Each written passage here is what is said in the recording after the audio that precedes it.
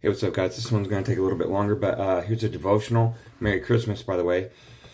But this one's talking in Matthew 13. He's talking about the kingdom of heaven, but he's also explaining things in parables now. You guys probably know a lot of this, but this one really stuck out to me.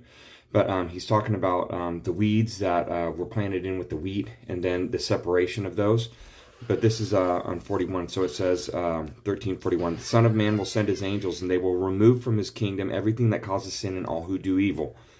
And the angels will throw them into the fiery furnace, where there will be weeping and gnashing of teeth. Then the righteous will shine like the sun in the Father's kingdom. Anyone who has ears to hear should listen to this, right? So he keeps saying, this is what the kingdom of heaven is like. This is what the kingdom of heaven is like. And then he said the kingdom of heaven is like a treasure that a man discovered hidden in a field. With his excitement, he hid it again. He hid it again and sold everything he owned enough to buy that field, right?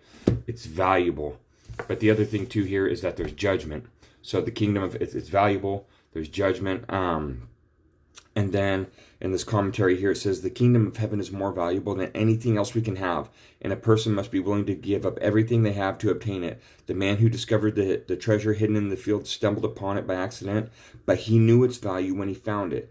Although the transaction cost the man everything, he paid nothing for this priceless treasure itself. It came free in the field. Nothing is more precious than the kingdom of heaven. And then real quick, I don't want to burn up a bunch of time, but then over here in 47, it says again, the kingdom of heaven. He keeps telling him what the kingdom of heaven is like. It's very important. He keeps telling him.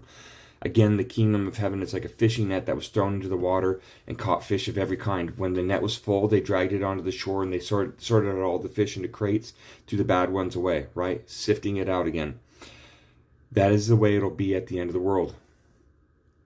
The angels will come and separate the wicked people from the righteous, throwing the wicked into the fiery furnace where there will be weeping and gnashing of teeth.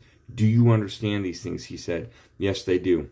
Okay, so there's going to be a separation. The kingdom of heaven is very valuable, and there's going to be a separation of bad. The bad and the evil, it's all going to get sorted out. So anyways, I highly encourage you to read all of these, all of Matthew 13, all of this, but it's really good to soak it in to get a concept of what the kingdom of heaven is like. It's always been something that intrigues me when you get like the Lord's Prayer, your kingdom come, your will be done. I'm intrigued about what the kingdom of heaven is like. It's here in the scripture. Anyways, Merry Christmas. Love you guys.